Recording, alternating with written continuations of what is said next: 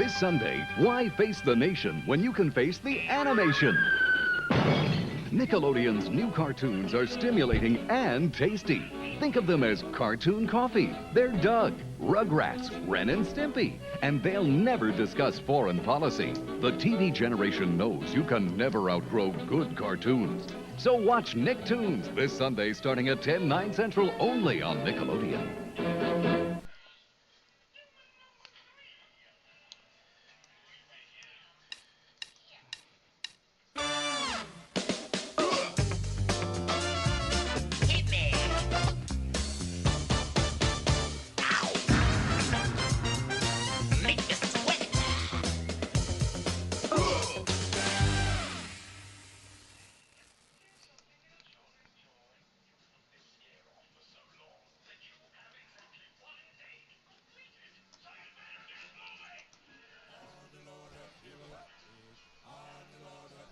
Are y'all ready, everybody? Yes, welcome. Happy 30th anniversary to the Nicktoons. Welcome, everybody. Welcome, Ethan and Orange Guy and Two-Tail Sponge. I'm just getting myself into the vibes. Oh, and welcome, Jason. Great to see you here too. Yeah, this stream is just going to be a little appetizer before the one that I have planned with Jason and Zara for next week. And just a little update, Jason's friend Ryan's Treasures might not be on for next Friday, so there's a possibility that Norbert would replace him. I just want to get that little update out the way. So yes, I know all of us are Nicktoons fans over here, so we're just gonna have a good time chatting as I draw some Nicktoons. And enough dilly-dally, and now let's get things started.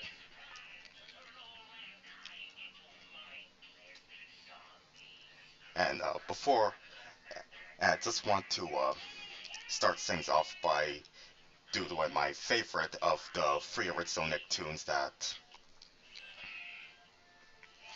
debuted 30 years ago, which is this dog and cat over here, Red and Steppy.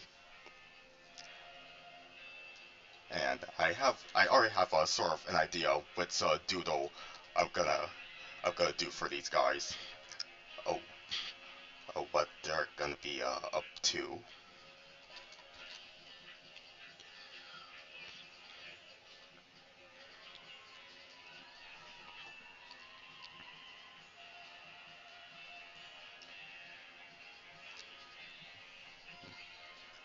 Jason asks if I noticed your special icon and channel banner. Yes, I have. You have.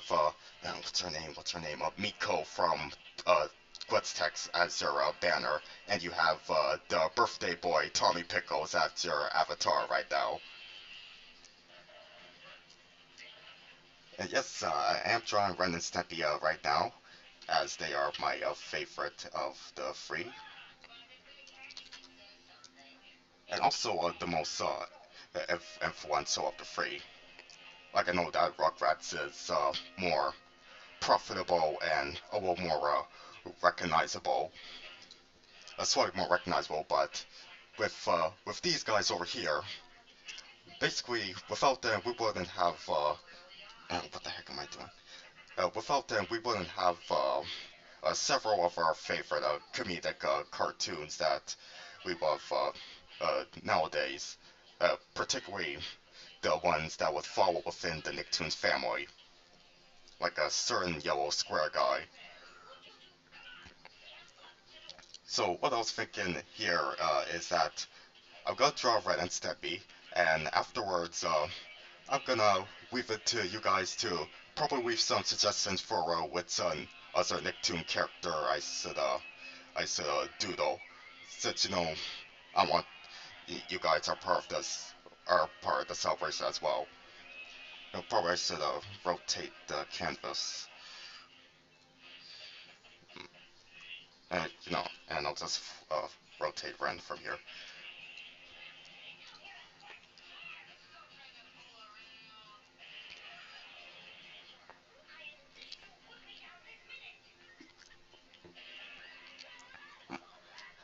Two Tailspins asks, if you had to draw more complicated poses, do you use constructs in minds and shapes?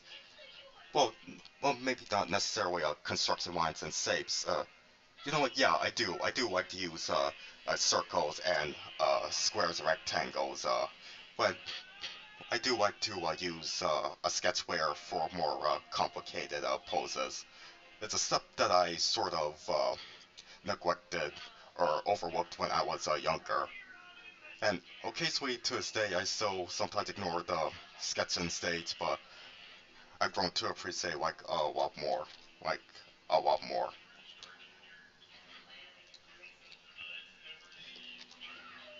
Hang on a second, I just remember something. I need to put on some music.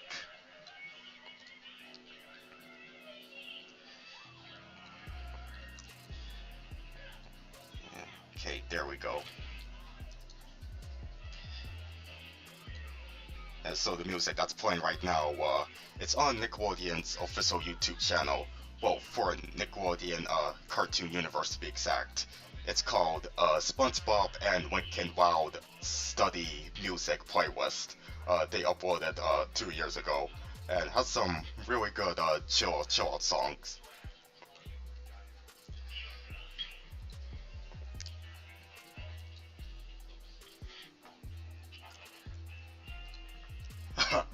Jason asks, since I love a red steppy, if I enjoy skitty doodling. I just love skitty doodling. Yes, I do like to draw animals who normally don't wear clothes. And if you guys don't get the reference, it's a reference to the episode where Ren and Steppy go camping, and there's this weird guy named Old Man Hunger who's an exhibitionist, always running around naked. Just your typical weirdo of the Ren and Steppy supporting cast.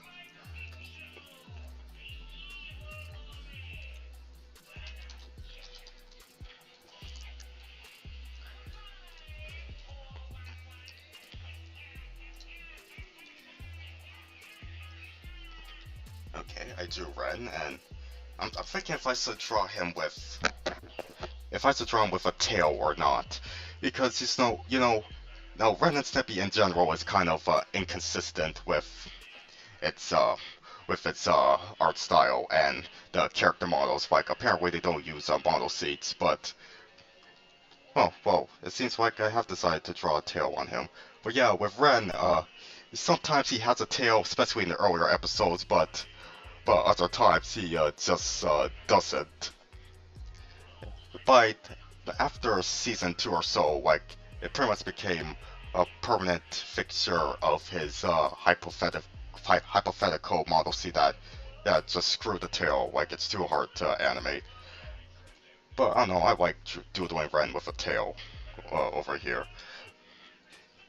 It's that little extra indication that he's a chihuahua and not a rabbit or a mosquito, but a chihuahua. And now I'm gonna draw Stempy. He's gonna be holding a birthday cake. Basically what I'm trying to do here with this doodle is I'm referencing the episode Ren's Retirement. It's from the game's animation era, in season 3, and normally a lot of people don't like it, but I personally find it to be this hilariously bizarre tale of Ren suddenly becoming a senior citizen upon Stempy just mentioning that 10 years old in dog years equals 70 years old in a human year, or dog years. Darn it. Let me rephrase that. Yeah, so Ren is 10 years old, right? But if he were a human, he would be 70 years old. And that's the main plot of the episode, that he and Sweet becomes an old man and Steppy has to take care of him. So what I'm doing here is I'm having Steppy say that Ren is 30 years old, and that equates to I did a rough estimation, and it's apparently 30 years old equals like 133 years old, and if Ren were a human. It was just a rough, a quick calculation I did before doing the stream, just for the purposes of this humorous doodle here.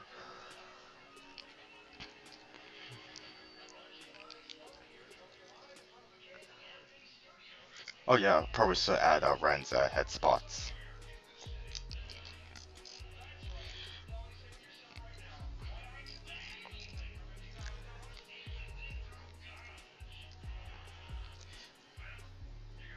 And Jason says that he thinks the game's animation episodes of Ren Steppy are actually good.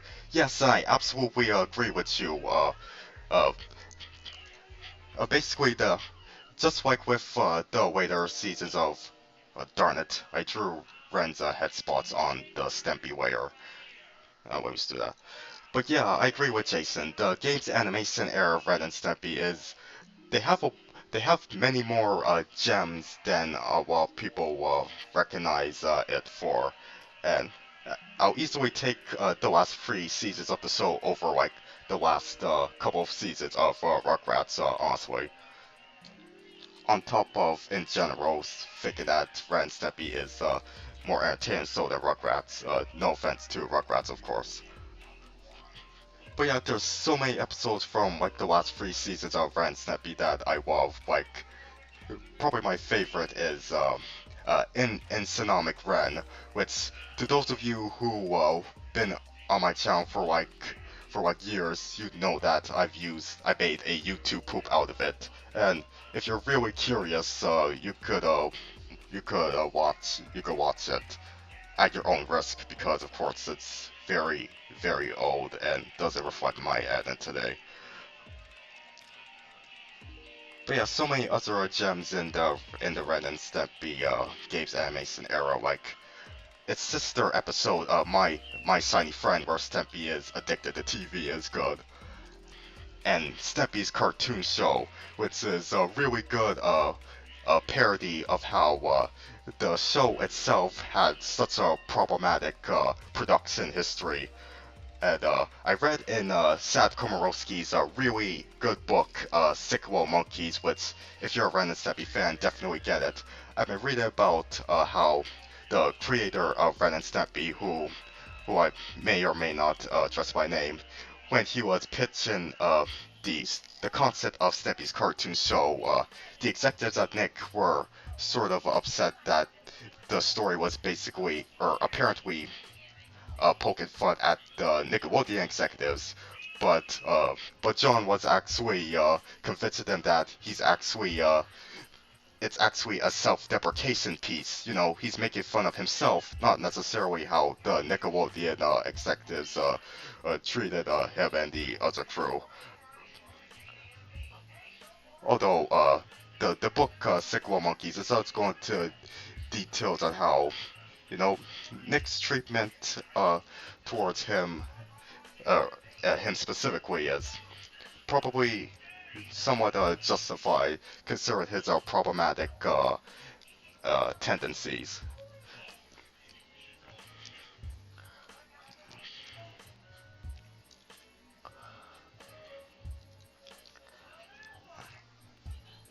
Welcome, Zenib Gotcha Games, and thank you for joining Jasmine Green.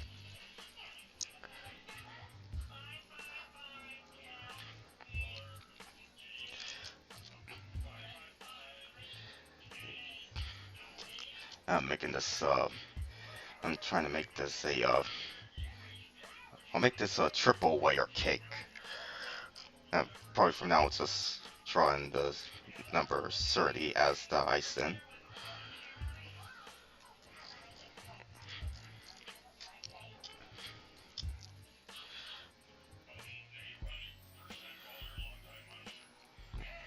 And there we go. Just add more candles.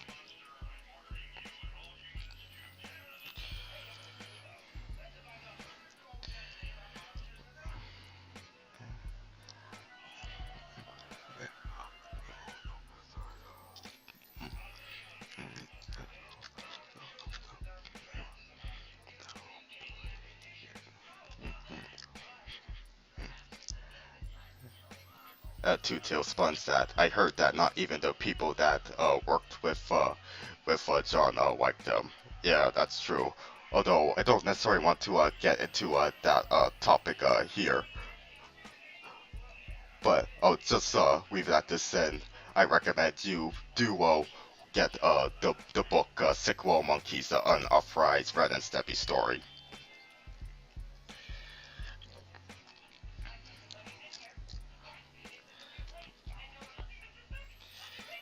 Okay.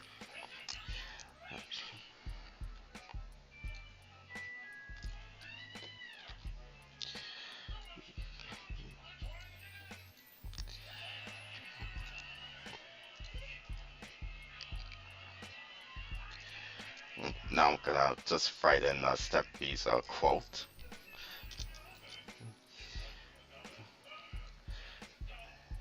Happy birthday,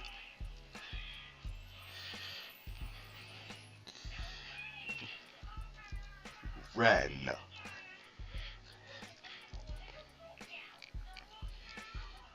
You're now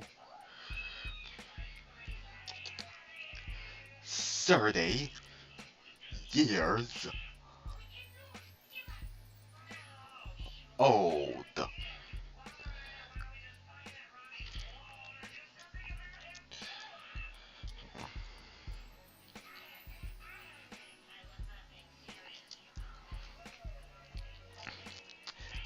You know what? I should probably put a little asterisk over here, and as a little footnote, I'll just write down here.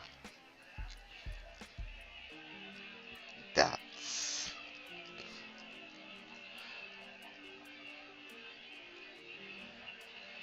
in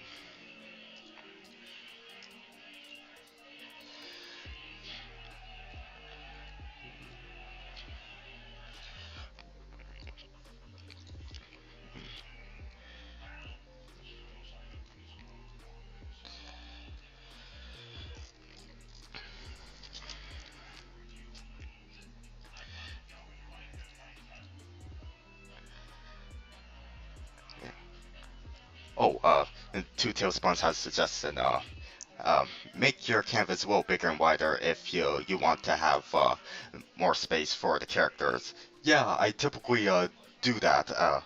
In addition to just shrinking down the layers of the characters. But you're right. What you suggested is something that I already do a lot of the time to fit in the characters properly. But some and occasionally I don't bother. I just let's resize the layers.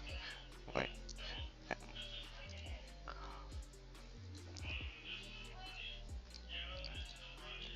But when you think about doing it this way, when resizing the canvas rather than the layers, would be better, so that the pixels of the drawn layers wouldn't be diminished, if that's the best way to describe it.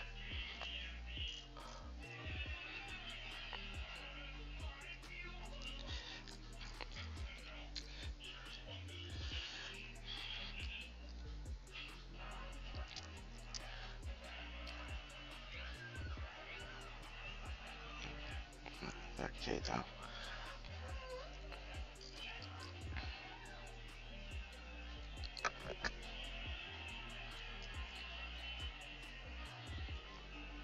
Make sure I'm on the right layer. Yep.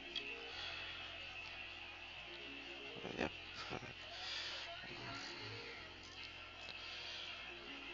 I'll probably add a little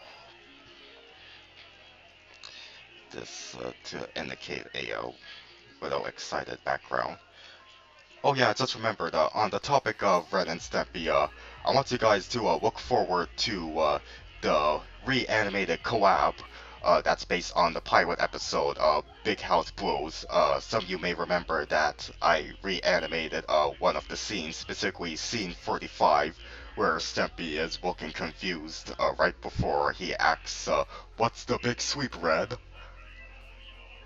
I did that last January, and the uh, the submitting guidelines for the collab is closed, but it's expected to the collab expected to premiere a year from now in August 11, 2022. So look out for that. And also to oh, darn it, it's just my Quipsio page is automatically saving myself. But yeah, go visit the Big House Blues reanimated Twitter account. The handle is BHB reanimated. If you like, I'll probably even put it in the chat.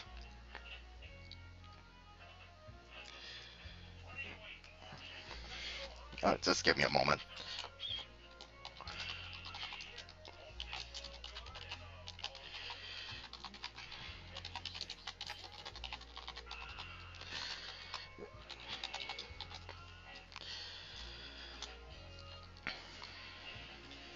Yeah. Yeah, so go check out the other reanimated collab entries for the Big House Blues reanimated singing.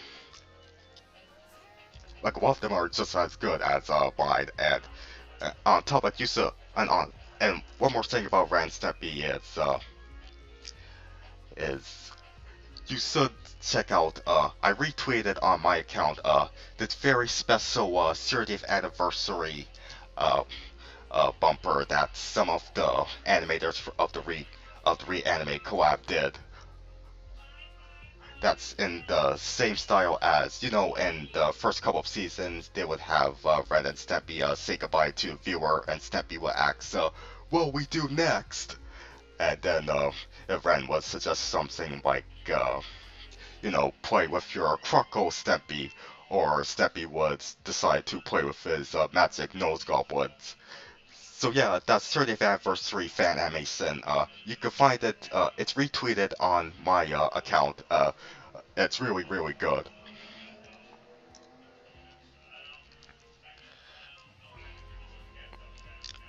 Oh, Two Tailspons asks if I'm using Adobe Illustrator. No, I'm using Quip Studio Paint. Although I did use Adobe Illustrator like 3 years ago to do a couple of uh, gradient outline less sort of cutout looking fan art. Like I did one of Brick Crust from My Life as a Teenage Robot, and I did a pretty really good one for Grim and Evil, which Phil Lamar actually retweeted. And speaking of Grim and Evil, I have some plans for celebrating its 20th anniversary later this month. I'll announce those plans eventually.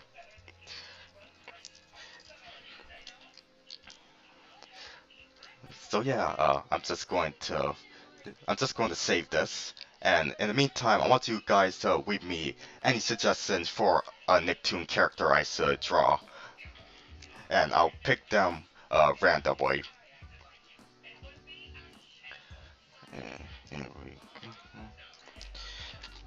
Yeah, yeah. So when the stream is done, I'm gonna be posting my Ren and Stampy Doodle. No, not happy birthday, Stampy. It's happy birthday, Ren. Okay. Okay. So we're done with that. Oh wait, I'm probably have to put in my signature.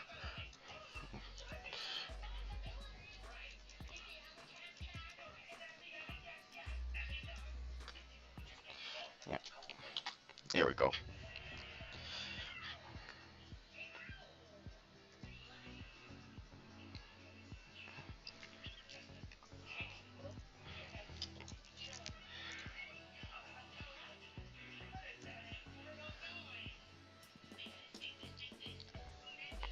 Here we go. Okay, now I'm gonna be starting another doodle.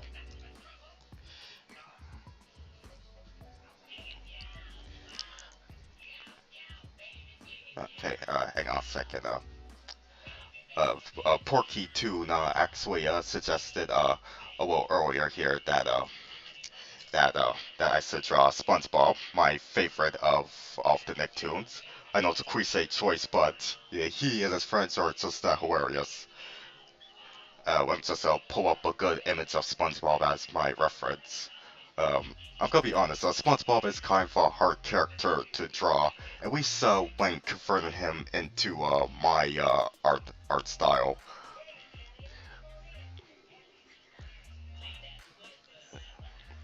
Wait, let me look for.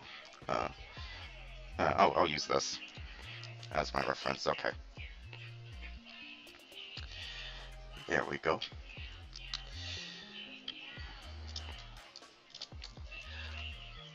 Oh, I don't know. I'll probably do up to 3 or 4 doodles tonight, and then I'll post them on social media when I'm done. So yeah, here's the big the big little square dude.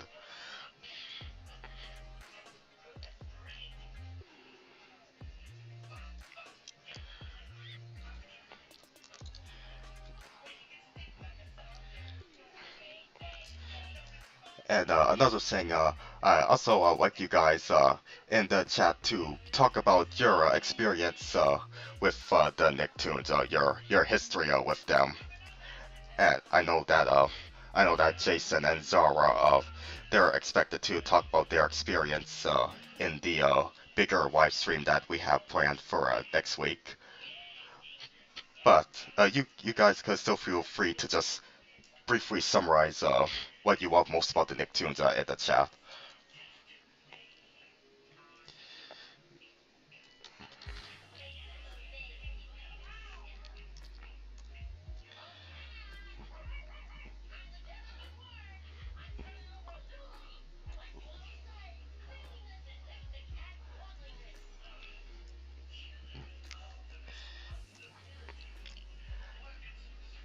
Nope, 36th century play.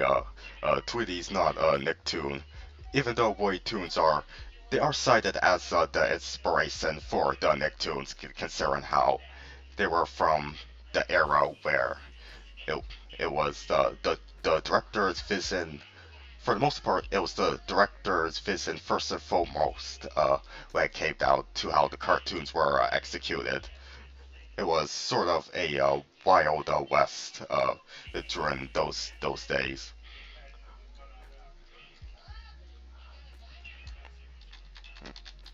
Yes, you see what I mean here.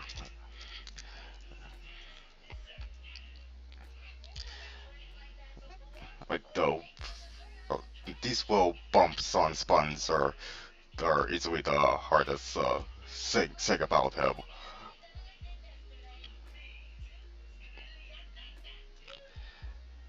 And I have read in the art book for SpongeBob called the SpongeBob SquarePants Experience.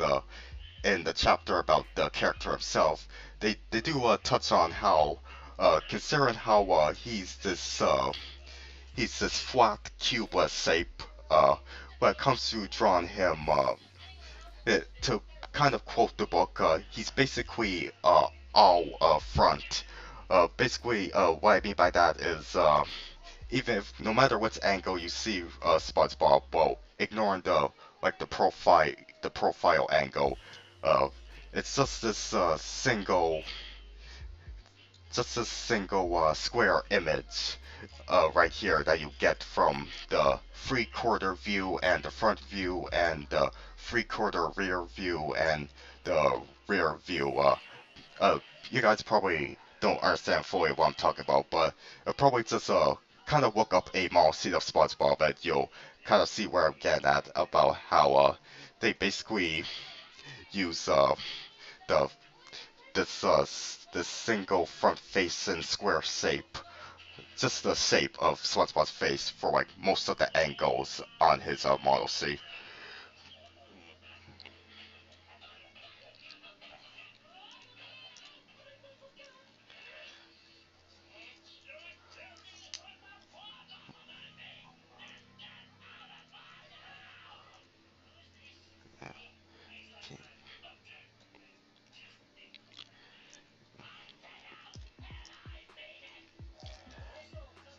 Two Tailspun says that when Nicktoons first came out, they used to be scared of Ren and Stimpy. Well, to be honest, I won't blame you. there isn't anything in the show that personally really scared me per se, but it's definitely fully understandable considering the dark, twisted moments that, especially in the earlier years, like the executives at Nick, they called those the first few episodes, melodramas due to all of the psychotic breakdowns that Ren would have. And of course, they stuck around during the game's animation era as well. Like notably in the episode Ren, no, not I was almost gonna say Ren seeks help, but no, that's from Adult Party Cartoon. I mean, Ren needs help from season 4, where he goes to the insane asylum, and he talks about how he simply hits Steppy, and the other patients at the insane asylum were just giving him these extreme dirty looks as if he's done what's worse to him. It's it's a funny episode, especially when he just tries to hurt himself in the garbage disposal. Crazy dog.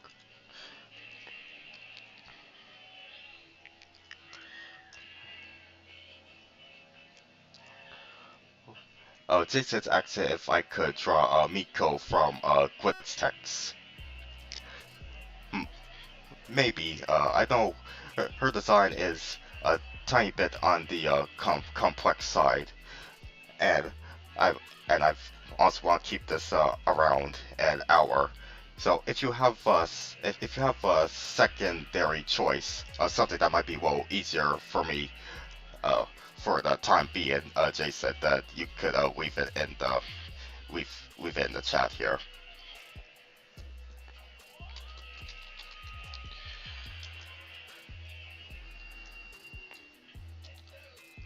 Okay, so right here I'm drawing SpongeBob with two spatulas in his hand, because in the episode where SpongeBob and Patrick were taking a friendship test, SpongeBob reveals that he is am- ambidextrous, which means he's very skilled at using both his left hand and his right hand. Well, I'm right-handed, as I'm demonstrating right now with my drawing, so I kind of killed to have SpongeBob's skillfulness with having the left hand be a great partner.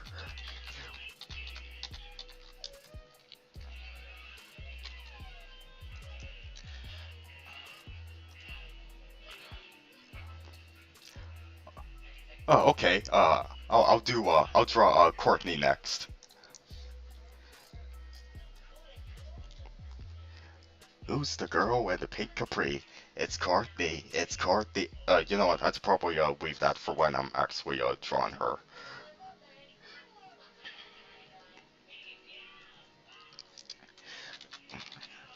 So yeah, to briefly sum up my early memories of Nicktoons, I watched SpongeBob and Fairly Odd Parents. They were childhood staples. They would come on the Zone on white TV every weekday afternoon.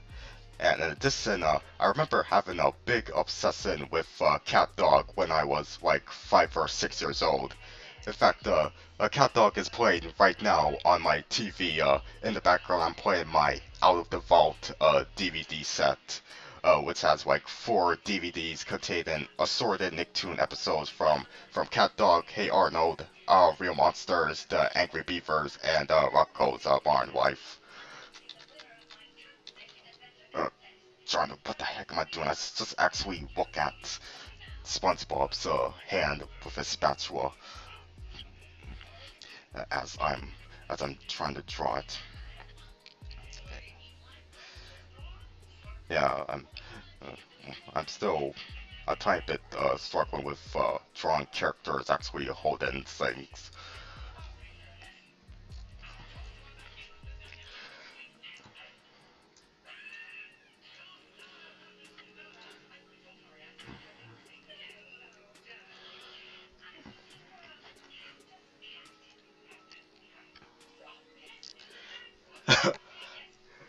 Hey, if they're underwater, how could there be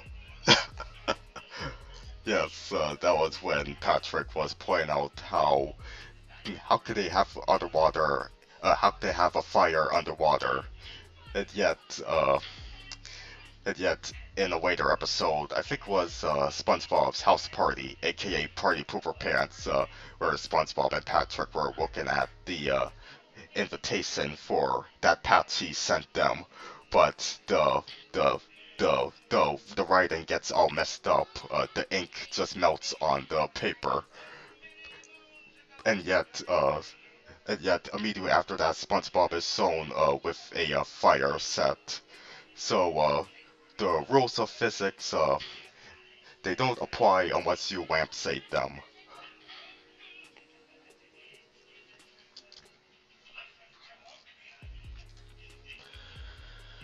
Yeah, it's a draw SpongeBob, so left arm a little higher, right here. There we go.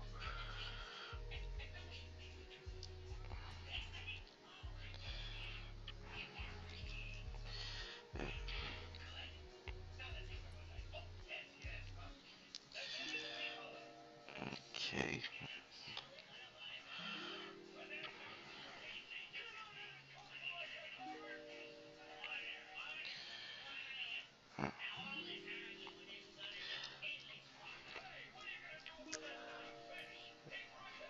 Oh, oh, and Two Tail Sponge points out about how Tom Kenny voices both SpongeBob and Dog from Cat Dog. Yes, I know, and his first major role in voice acting happens to be in a Nicktoon. He voiced Heifer in Rocco's Modern Life. And going back to Cat Dog, I noticed how in the later episodes, by the time the show went from hand-painted cells to digital ink and paint, Dog's voice became a little higher pitched, like more similar to SpongeBob's voice, whereas early on he sounded basically like a higher pitched version of Heifer's voice.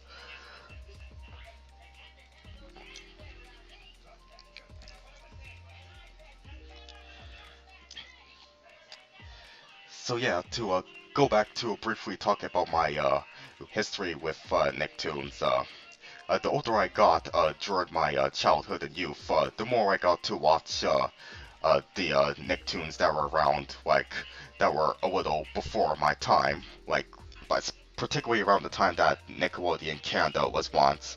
I got to watch. I got to watch more of Cat Dog and more of, and also Rocco's Modern Life and the Angry Beavers. I started watching for the first time,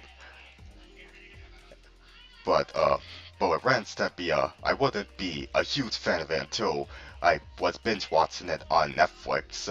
Well, when it used to be on Netflix in 2011, which was 10 years ago around this time. And yeah, and there were other Nicktoons I became a fan of over the years. Like there's Tough Puppy, and even though you could debate about its official status as a Nicktoon, considering how it's a Canadian show by Novana, I became a fan of Wayside almost 10 years ago to Druid the Fall. And and in uh, and in fall of 2014, I made one of the most important decisions of my life, becoming an As Told by Ginger fan, being a fan of that underrated gem there. And well, after that, I also became a fan of was normally often considered to be the best Nicktoon besides SpongeBob, Avatar: The Last Airbender. I was watching it on Somi, which is a now defunct on-demand service by Rogers Cable, which was basically trying to compete with Netflix. Um, yeah, and from there, I enjoyed the characters and the humor and the action and the story, and I'm not as big of a fan as a lot of other people, but I still love it. And by the way, just want to give you a fun fact that Avatar was in Canada on Netflix. I mean, in Canada, like a couple of years before it hit the United States, thus created a renaissance in the show's popularity. Like I remember it being on there in 2015, actually. Then they took it off, and then they brought it back in 2018, 2 years before it was added in America, and it's still on there to this day.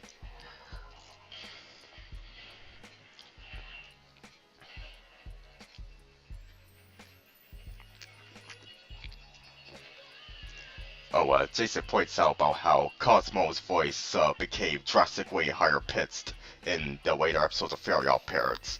Oh yeah, that is so darn true. Like, just watch the pilot episode of Fairly Odd Parents made in 1998, and you would assume that Cosmo was voiced by someone different. Uh, Apparently, I may be wrong, but I think Darren Norris, who did the voice of Cosmo, he was going for a Phil Hartman impression. No relation to Butch Hartman, of course. Phil Hartman, you may remember him as the voice of Wino Hutz and Troy McClure on The Simpsons. But yeah, Cosmo sounded a lot like him, and more like a car salesman. But by the time the Fairly Odd Parents became a half-hour show in the early 2000s, his voice became higher and higher and higher pitched, like really, really have you question what happened, man.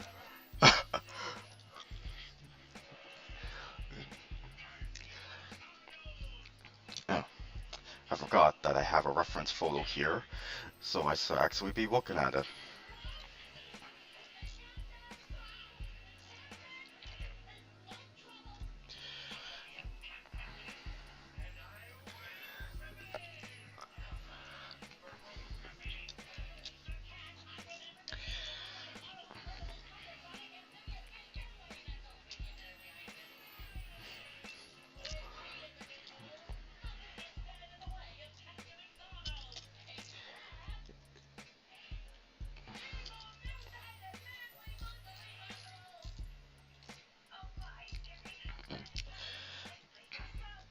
So, how you guys liking this SpongeBob sketch so far?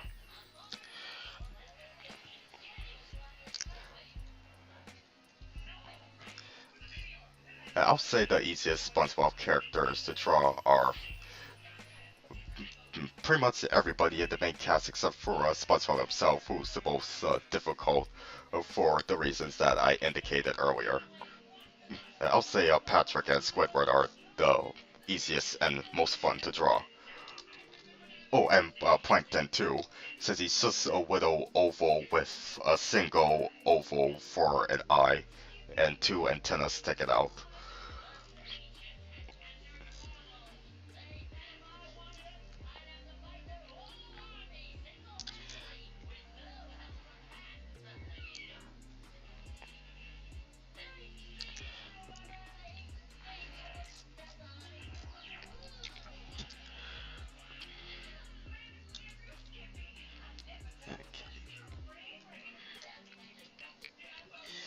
Yep, I may start to draw SpongeBob socks here.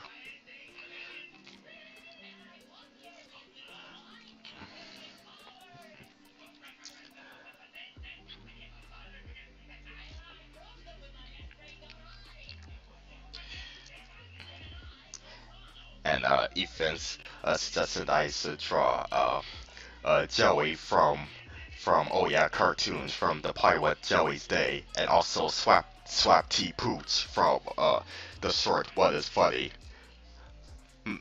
Maybe like I said, I want to do up to like maybe a maximum 4 doodles tonight, but I think I'm very likely to draw for sure.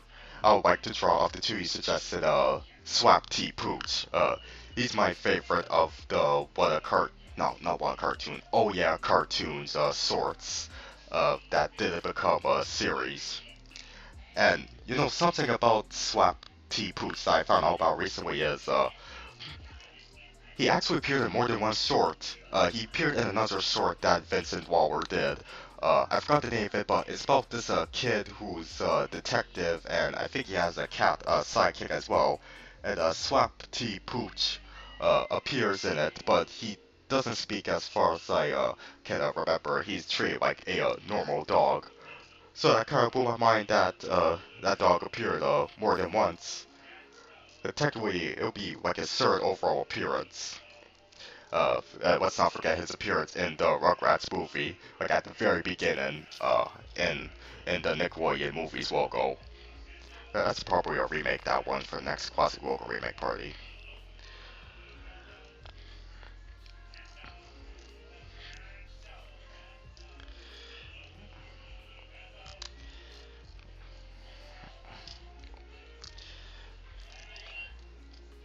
Okay, I might finish this up a little bit more when the stream is done before I post.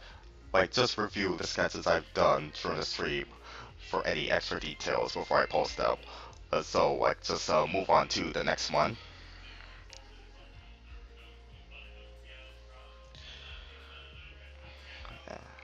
Oh, just give me a moment as I save this.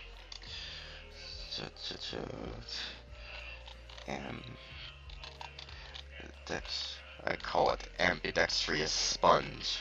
That's why I named this doodle. Yeah, okay.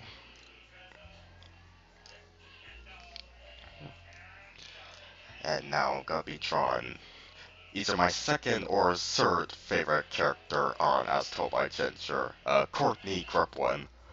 Yeah, it's sort of tough competition between her and Macy as my like second favorite of the characters. Oh, let me look for a good picture of Courtney. I know I have one. Probably use this one. There we go.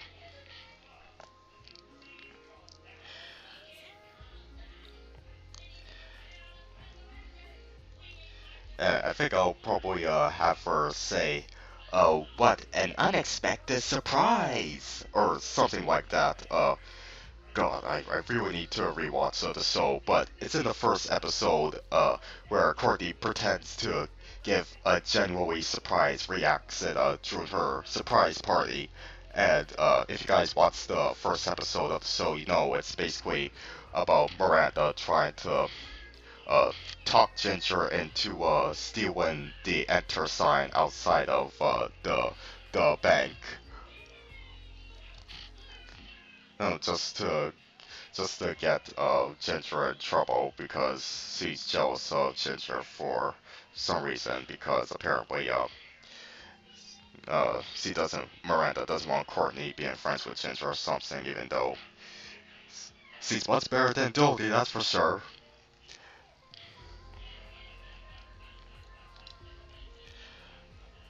I used to do a lot of As Told by Ginger fan art like six years ago. And at first it was more faithful to the original Souls art style, but then, yeah, a little general piece of trivia about me, it wasn't until 2015 where it became somewhat more consistent of me to do fan art in my own extra cartoony, sort of bug-eyed, uh, sort of Looney Tunes influenced, Ren and Stimpy influence, Simpsons influence, like there's a lot of influences in my art style, but yeah, it was around 2015 where it became pretty much a permanent decision to have my fan art be done in my own personal drawn style.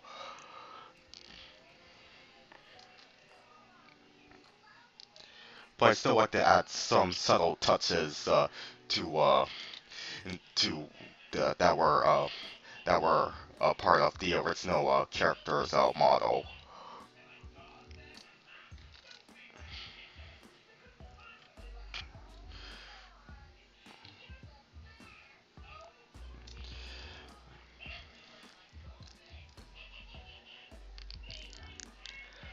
Oh, okay, Jason has the exact quote. Oh, what's this for me? What an unexpected surprise! Is there a seat still in the box? And yes, Jason, I do remember Wicked Game. It's been a long while since I rewatched it, and my hatred for it has decreased a little bit ever since I did that review around 6 years ago. But part of me thinks that You know what? Maybe it's not as, it may or may not be as bad of an episode as, say, Fair to Quality or Battle of the Bands. Like, I know, Jason, you're watching the show, like, chronologically after seeing some random season 3 episodes when they were doing, the classic Nickelodeon, marathon on Pluto TV. So you saw Heat Whitening and, uh, Fair to Quality, from, like, around the time that after the characters graduate from, uh, high, from, junior high. So, with that said, I, I just don't want to spoil too much for you since I know you're still watching the show like Carl was Koi, but I know you saw that little taste of what season 3 had to offer, and I know you saw Fair to Quality and thought that it was I think you said you thought it was okay or so forth. I personally think it was crap. I still would like to do a review of that episode someday. But after I do a review of Hello Stranger, my favorite episode of the show.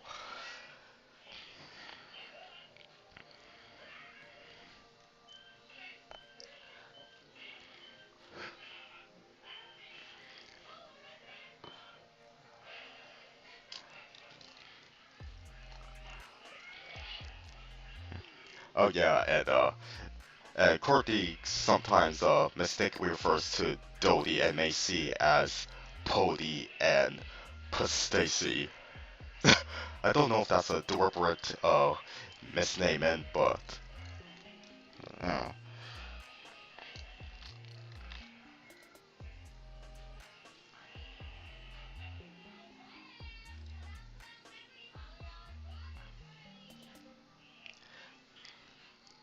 oh, thanks, Two Tail Sponge. Yeah, I do have a lot of cool cartoon influences, but just name them all would take me all day.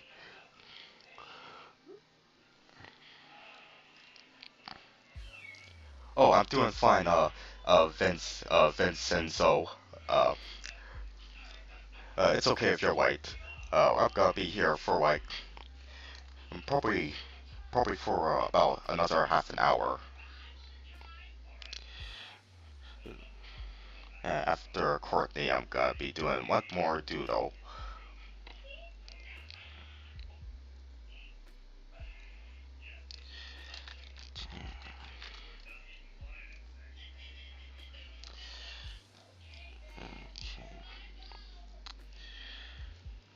Yeah, just remember that it's best I keep things rough here.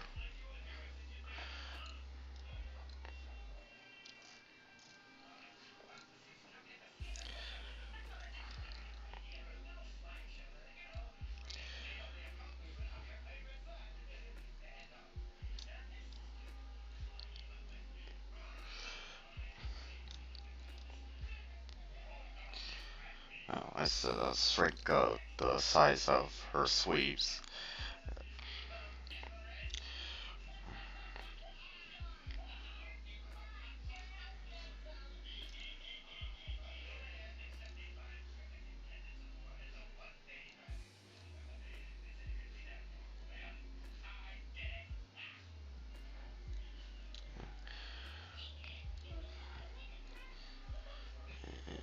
Here we go.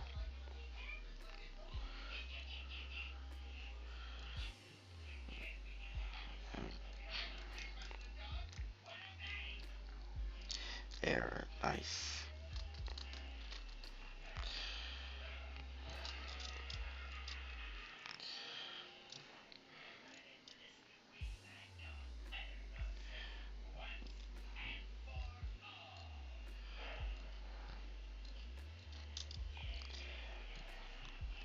Yeah, hang on a little bit. Okay, yeah, good. So it's gonna call you up. That's Jason says that the last episode of Ginger that he watched before they turned their retro Nicktoons block into an all-day Rugrats marathon was Detention. Thoughts on that episode? Oh yeah, Detention. It's meh. It's decent. I remember Patricia Miranda from Old School Wayne, which, by the way, if you love As Told by Ginger, definitely follow her and watch her podcast We're In Between, as well as the 20th anniversary live stream reunion. But yeah, Patricia, she put Detention as one of the top 10 worst episodes, and well, I don't like sort of the mean-spiritedness, like how Ginger was treated, like in detention, as well as other things like it being the start of Darren sort of cheating on Ginger with Simone, the cheerleader. Oh, sorry if that was a spoiler, Jason, but I think you might have caught that detail when you're watching Detention.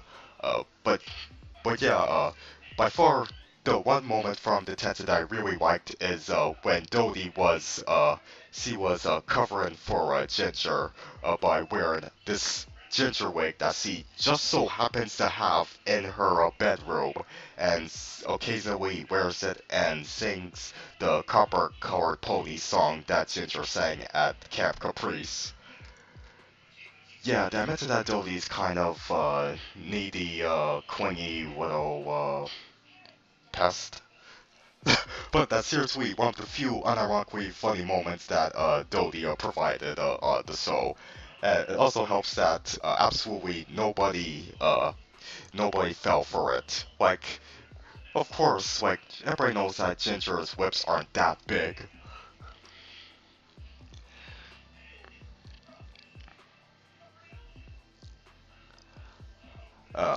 Give me a moment, Jason. Just going to look at the exact quote that he gave for Courtney. You know what? Instead of just handwriting it, I'm just going to type it out, and I'm going to change the font afterwards.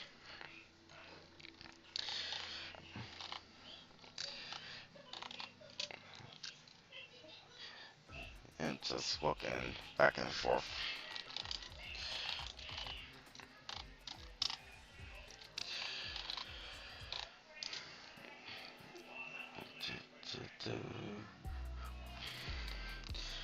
What an unexpected surprise.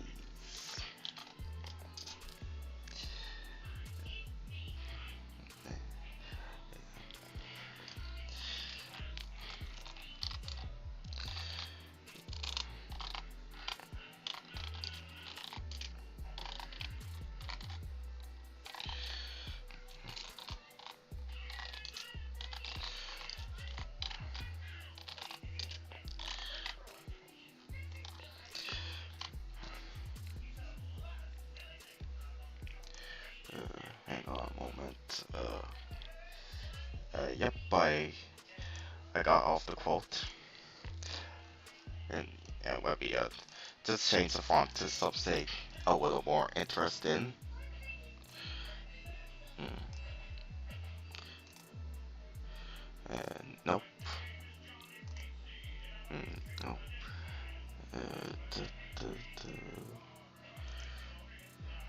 Uh, oh, hell no, no. I hate how some of the punctuations don't translate into every font. Just give you these squares.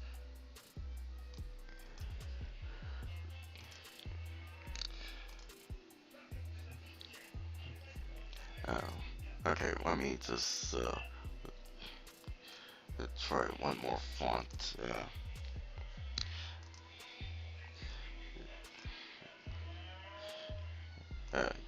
You know, I'll probably go with that one I just took off.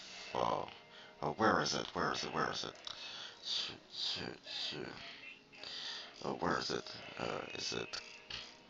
Or probably I'll just use the quicksand. Where is it?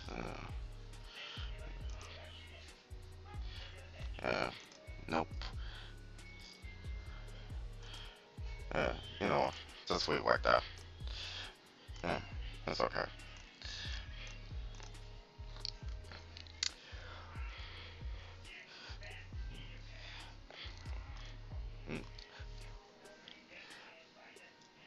So I hope you enjoyed me spending like a minute obsessing over which font to use.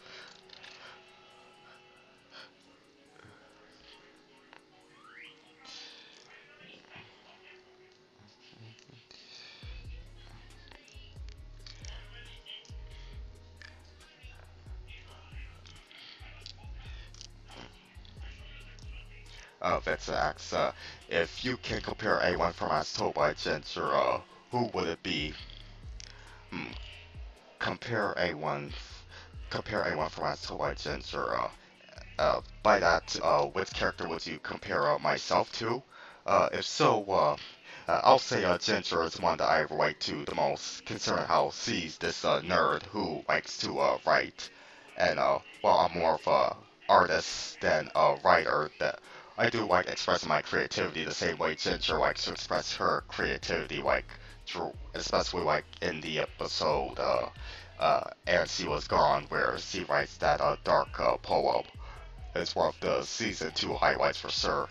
Actually, one of the series highlights in general.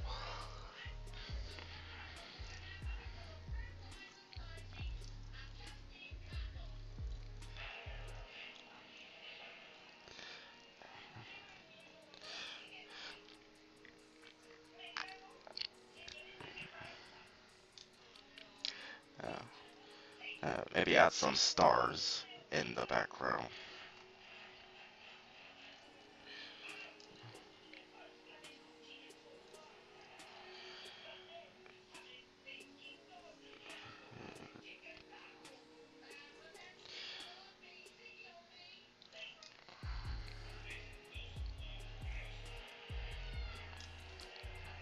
There we go.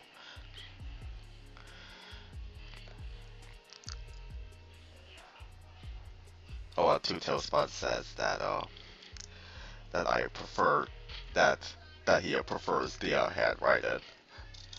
Okay, so probably I should do it in a more handwritten sort of font. Let me see what's here. Or if you're okay with it,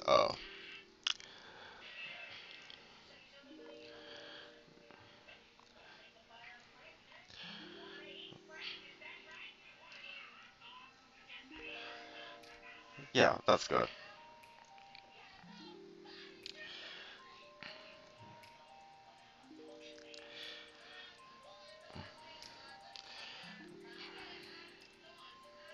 Right.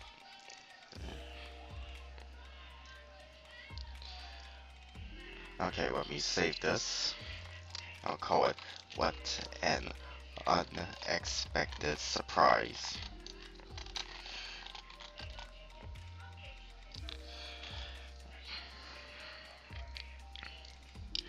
Okay, last doodle for the night.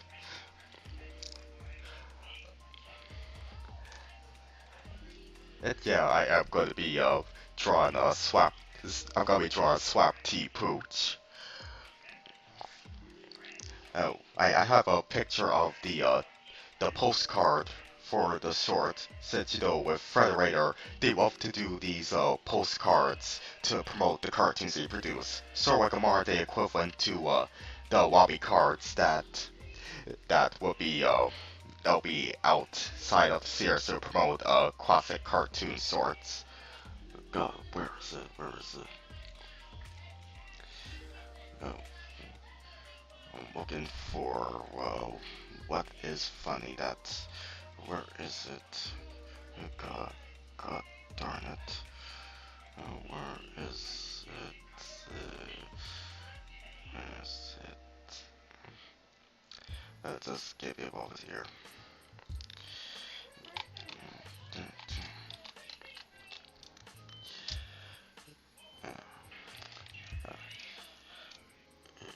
Okay.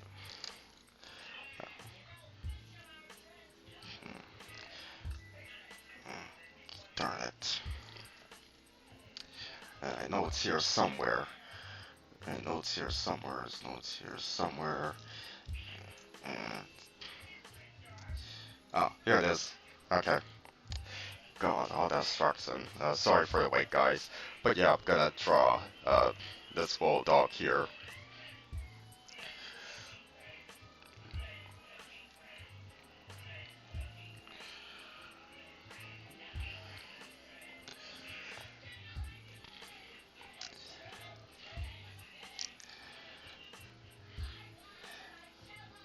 And for you guys who haven't seen the short, basically it's about this cartoon dog, uh, who is basically I'm trying to remember. He's basically like questioning what makes a cartoon funny, and a lot of slapstick happens to him as he's pondering what is funny and what is not funny. If any of the stuff that's happening to him could be considered funny or not. He doesn't know. He's just acts it. I just love the design of this dog with his big bulbous blue nose.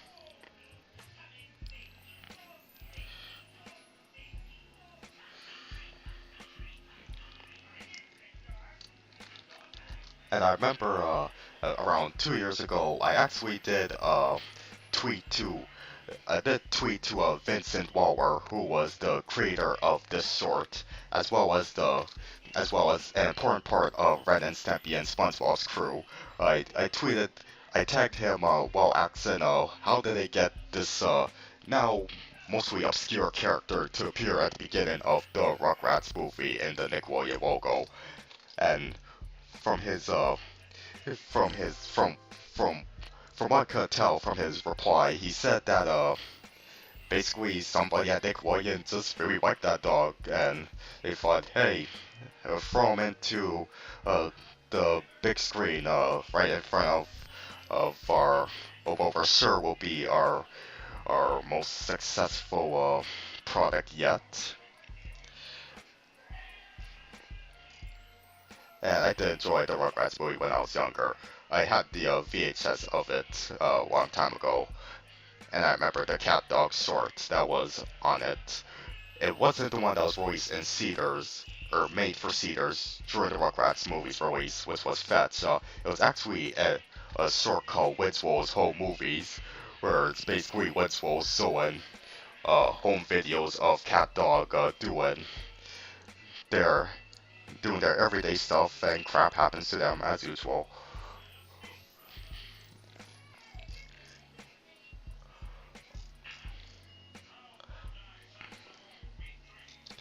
Although part of me wishes that we get the full theatrical cut of Fetch, so we could see the credits, but get an idea of how it was done, because if you haven't seen Fetch, it's the episode where Cat Dog, well, they play Fetch and it turns to a wild chase. It's so beautifully animated compared to the show itself. Not that the show itself is badly animated, but also, but of course, they knew that it was going to be for theatrical release, so that they beefed up the animation budget to look like a Warner Brothers cartoon, essentially.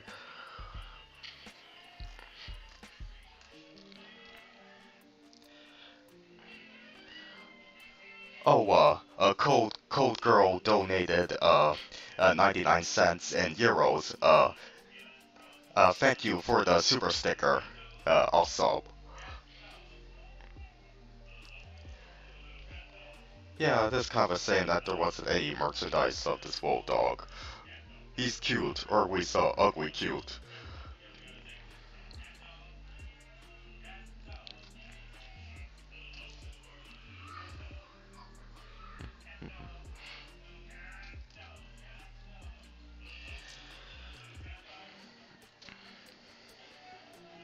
Oh, hang on. No, he doesn't have any toes, so let's just leave that.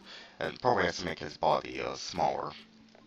So while I fix him up, I was thinking probably I should answer some of the questions that me, Jason, Zara, and well, it may not be Ryan, it might be Norbert.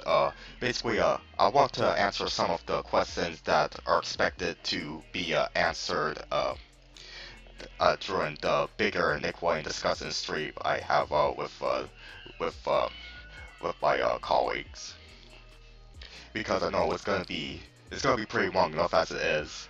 And I know Jason, he's gonna be even talking about, I think, 20 or so of his favorite Nickelodeon shows.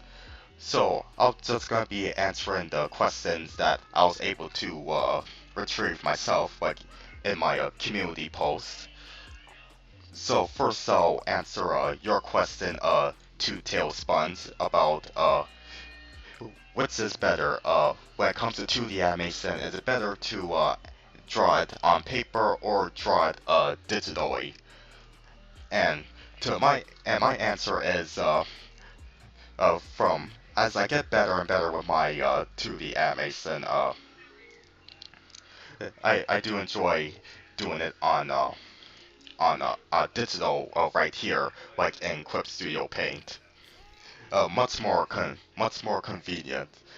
It will take sort of it will take a certain amount of time to like specify on the convenience, but I'm just kind of grateful that yeah we did. Most animators, 2D animators, have made the switch to digital, but no offense to paper animation, which is drawn on paper is good as well.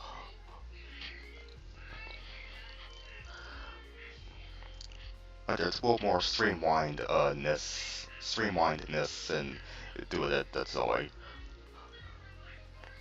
I used to some of my earliest hand-drawn animations were just me drawing on paper and then taking a photograph and editing in each photograph on Pixar editor and then put it into Windows Movie Maker and have them animate. Or not just a Windows Movie Maker, sorry, but also a Cyberlink Power Director and AVS Video Editor. Those are ancient stuff. Ancient programs, let me tell you.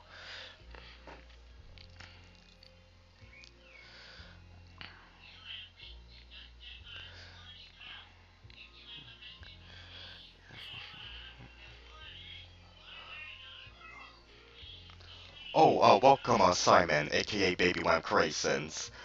Great that you're here, and thanks for your opinion on the drawings. Jason says, just to be clear, he won't be describing his top 20. We won't be describing his top 20 Nickelodeon, so just doing a quick rundown in the upcoming live stream. Okay, thanks for clarifying.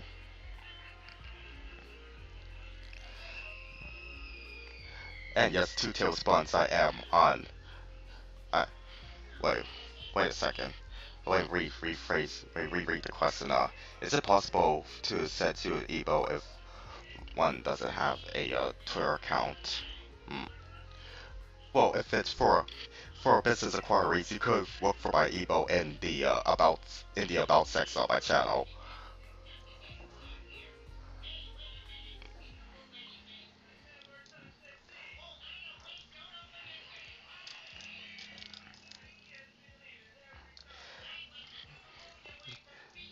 But I hope you like my answer that you gave under my community post about digital 2D animation and paper 2D animation, Two Tails Buds.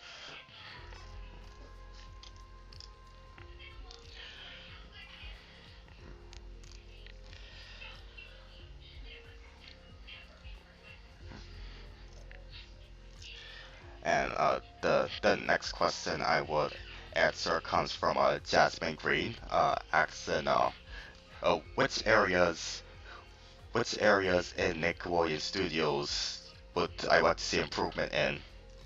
Well, definitely more diversity, like more black representation and more artistic representation, and not just like characters who we could serialize are autistic, but like characters who we could confirm are autistic as well, and also to treat Nicktoons that aren't SpongeBob and the Wild House fairly.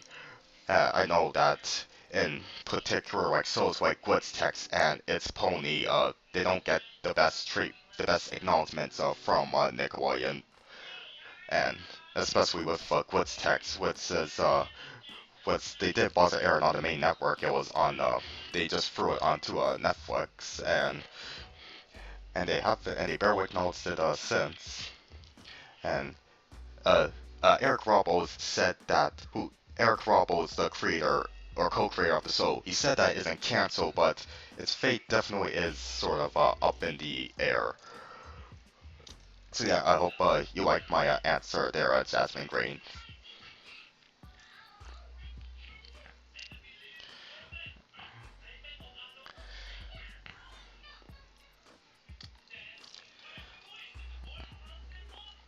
Uh, okay, you know what? Uh,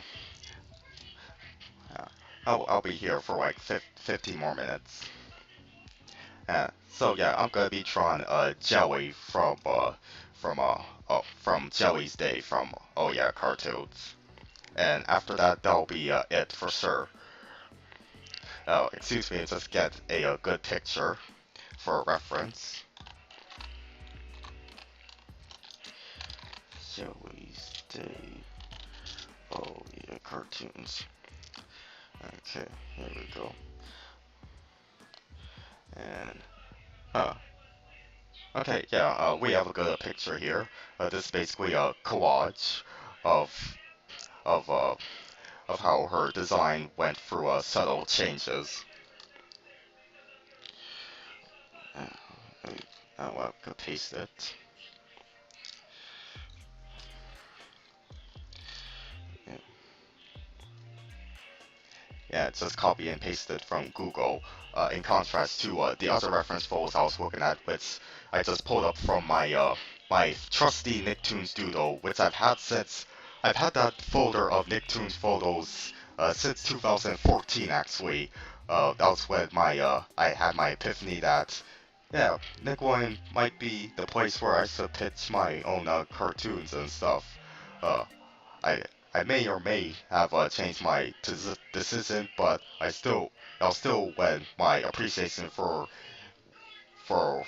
their for why their animation studio was founded to begin with. That's what it grew. But yeah, the photos in the Nicktoon of folder that I had since 2014, and it survived like free PCs, free hard drives. And Tuesday I add to it, add my Nicktoon related photos in there. Well, most of them at least.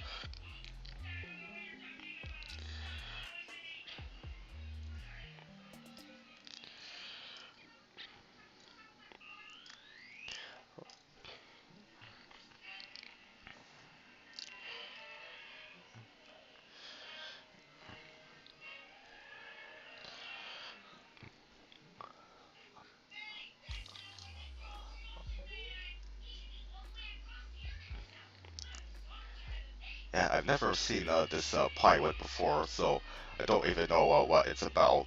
To briefly go over the other oh yeah cartoon sorts that I watched, aside from What Is Funny, well, I watched the first two Fairly Odd Parents pilots, and I watched My Wife as a Teenage Robot pilot, which was known as My Neighbor Was a Teenage Robot. And what else did I watch?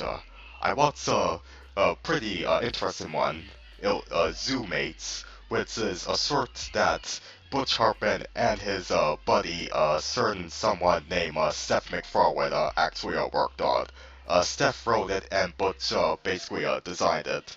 If you don't know, like they're buddies ever since they were working at Hanna-Barbera, and and Dr. Hartman on Family Guy was named after Butch, and Butch even did some occasional voices on the show in the earlier seasons. But yeah, Zoommates was decent. And another one I just remember about is James, no not James, what's it called? Baxter and Bananas, which is basically just take Dexter's Laboratory and combine it with Calvin and Hobbes. It's about this little boy who at least pretends to be a boy genius, and he has a stuffed animal who comes to life, but only in front of him and not in front of like everybody else. And that's where the Calvin and Hobbes thing comes in. And I also saw Data Boy, which is it's it's about this superhero sort of kid. It's created by Alex Kerwan, who's an art director on My Life as a Teenage Robot, and more recently on Looney Tunes cartoons. And it does, and much like Teenage Robot, it does have that Art Deco 1930s Astro Boy sort of look. And the main character is voiced by Genie Elias, so he has the same voice as Carl Fowley from Ginger. And Cree Summer is in it too, as one of the characters. So of course he sounded like a bit like Miranda. Okay, to answer another question I got on my community posts is what's my favorite of the Nickelodeon logos?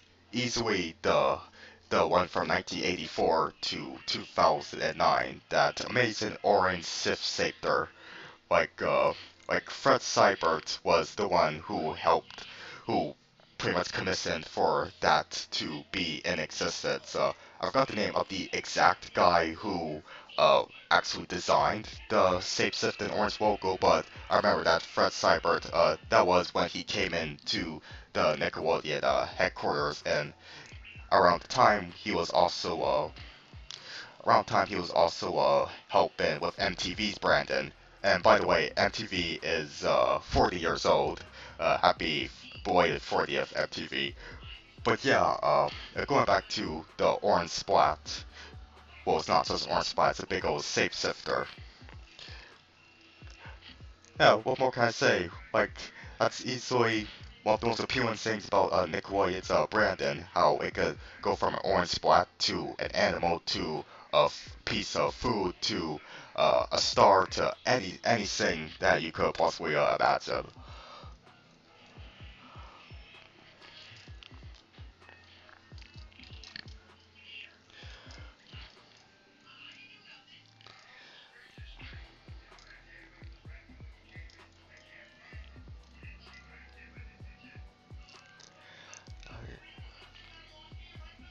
Oh, Cold Girl asks if I've ever watched Carmen Got Expelled. It's made by the creator of El Tigre.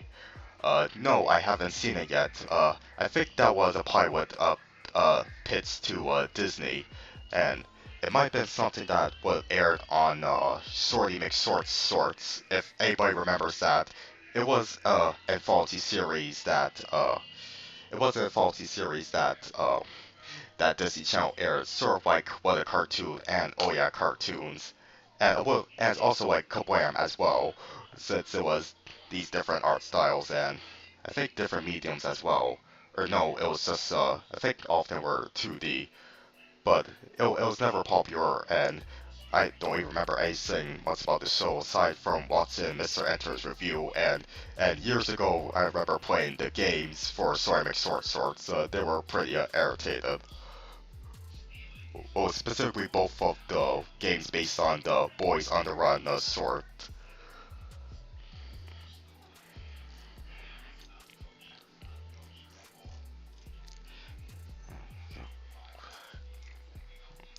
But yeah, only one short became a series called Si Zhao. It's basically about a boy who turns into a female superhero, and that's all I know. I haven't seen the show or the pilot.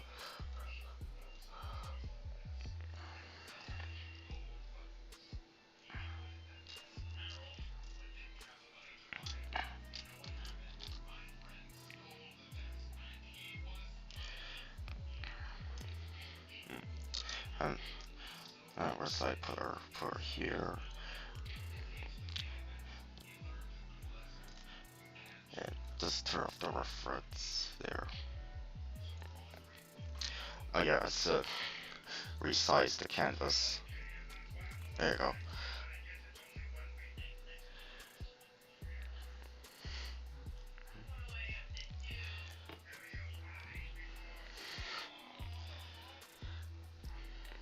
And just as an extra thingy, I'll draw in the oh yeah cartoon logo.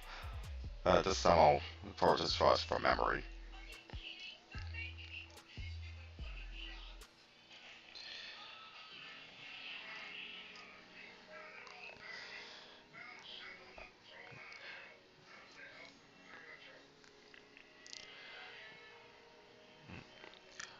Jason asked if I have any of the orange colored, if any of the orange colored, Nickelodeon, VHS tapes. Yes, I definitely, well, at least I have a few of them still. I have, the Hey Arnold, the movie, which was actually what led me into, becoming a fan of the show. And I have, the, Rugrats Go Wild as well, which was sort of my formal introduction to the wild strawberries. And I had more as well. I remember having a Blue's Clues VHS, which had both of the episodes that involved Mr. Salt and Mrs. Pepper's new baby being born. And I had Backyardigans VHS as well, which had the Yeti episode and the Snowfort episode, but I don't remember if they're orange colored. But yeah, that was an amazing bit of marketed on Nick's part. Like, orange is their signature color, so naturally, have orange be the color of their VHS tapes. Yeah.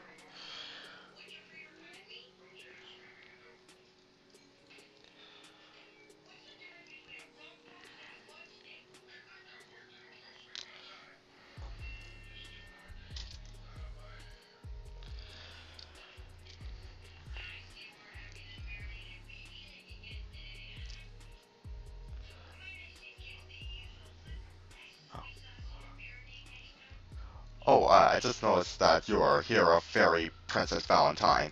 How you doing? I know that, Samurai Jack turned 20 years old yesterday. I know you're a huge fan of that show.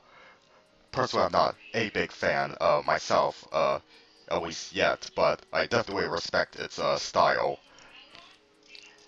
I'll never get tired of a crew saying, extra fit!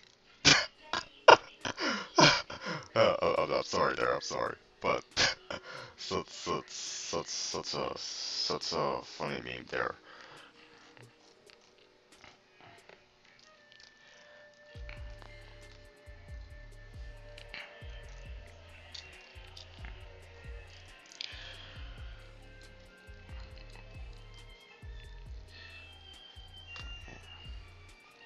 Okay, I'm gonna be, wrapping up now, guys, but I'm just going to briefly, recap,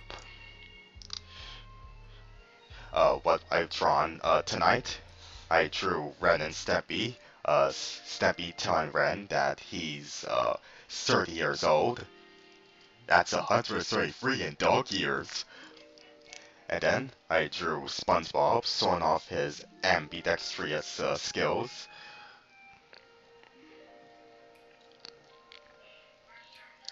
And then I drew my girl Courtney Griplin. Noticing an unexpected surprise, and asking if the receipt is still, in the, box. And lastly, I drew a couple of Oh Yeah cartoons. Swap T Pooch from What Is Funny, and Joey from, Joey's Day. And let me just, save this.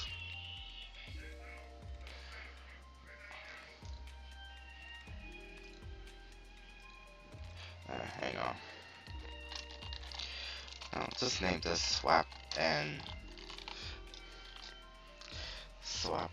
Joey. Again, I might do some subtle, adjustments to, the doodles before I, post them.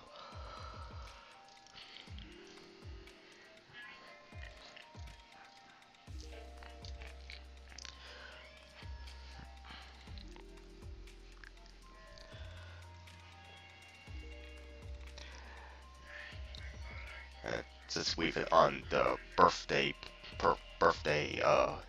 dog and cat over here. And, let me just, answer, some comments that I missed.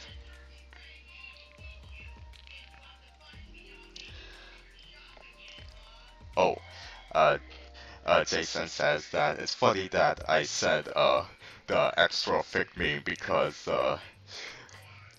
his mom says that, Caruana Casagrande, was was extra thick just yesterday as Jason and his mom were watching the Casa Grandes. It's a pretty good sign of how with it she is in regards to bar trends and memes, unlike my dad.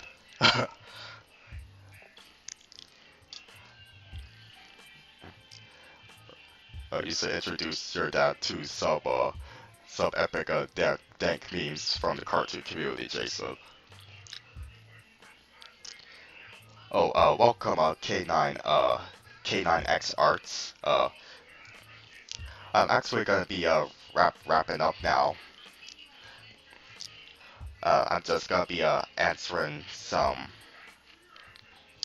I'm just gonna be answering some comments that I missed as I was drawing.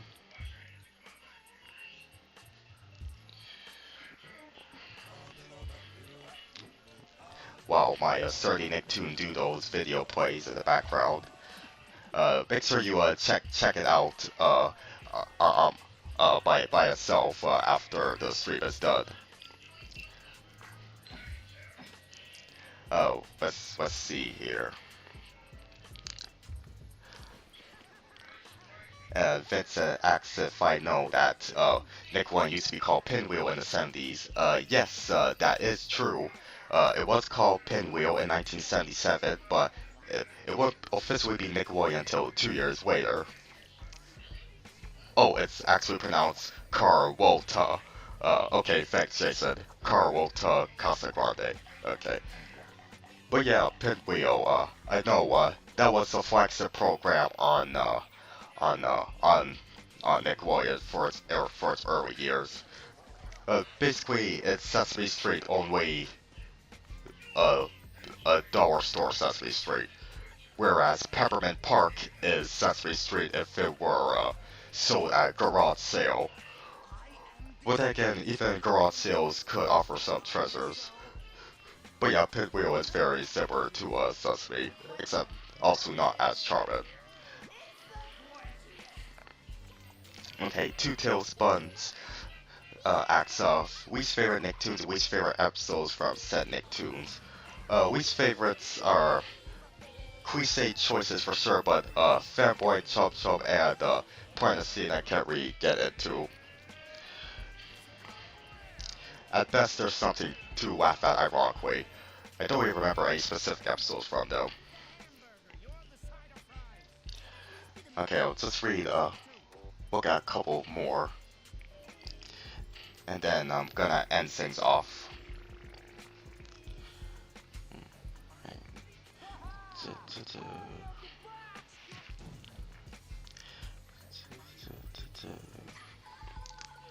Oh, just give me a moment here.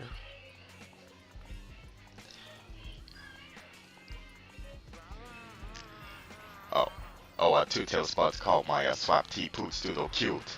Thanks.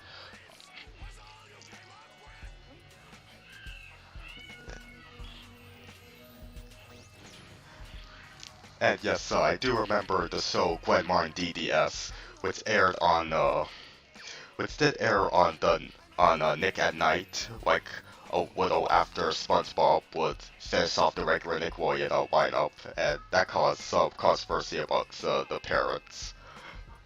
I thought it was okay. I remember watching it on Saturday nights on City TV here in Canada. It's a decent show.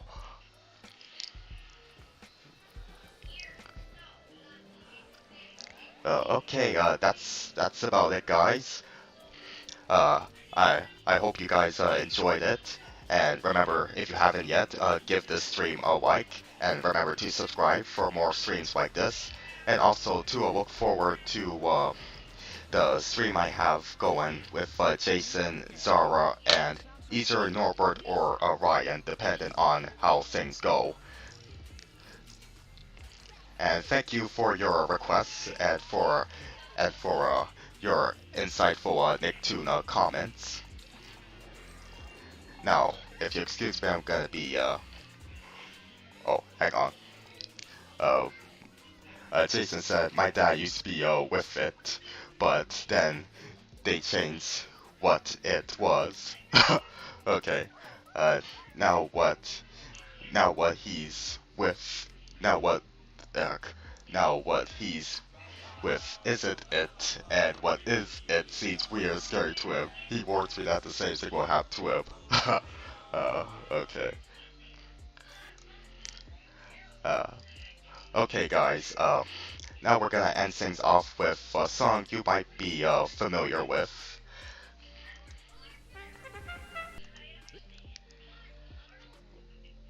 Not just cartoons. We're Nicktoons. Arnold, Helga, Phoebe, Gerald, Sid, Grandpa Stinky, Harold, SpongeBob, Patrick, Sandy, keep the Krabby Patties handy, Squidward, Tito, Twister, Reggie, Rocket, Otto's sister, Ginger, Hoodsy, Carl, Macy, Junior High School life is crazy. Not just cartoons. We're Nicktoons. Not just cartoons. We're Nicktoons. Not just cartoons. We're Nicktoons. Not just cartoons. We're Nicktoons. Grandma sings, Pellswick rolls, Cat and dog have separate bowls, Invader Zim and Mrs. Bitters giving Dib a case of jitters, June and Henry, Baby Dill, Angelica and Phil and Lil, Susie, Kimmy, Chucky, Tommy, all their daddies and their mommies. Not just cartoons. We're Nicktoons. Not just cartoons. We're Nicktoons. Not just cartoons. We're Nicktoons. Not just cartoons. We're Nicktoons. Wanda, Cosmo, Grant, and Timmy, all his wishes gimme, gimme. Donnie, Darwin, Debbie, Mama, Liza talking to a llama. Jimmy Neutron got a blast, flying high, flying fast. Action League is in the air. The flesh ain't got no underwear. Not just cartoons. We're Nicktoons. Not just cartoons. We're Nicktoons. Not just cartoons. We're Nicktoons. Not just cartoons. We're Nicktoons. Yep, they're Nicktoons, not just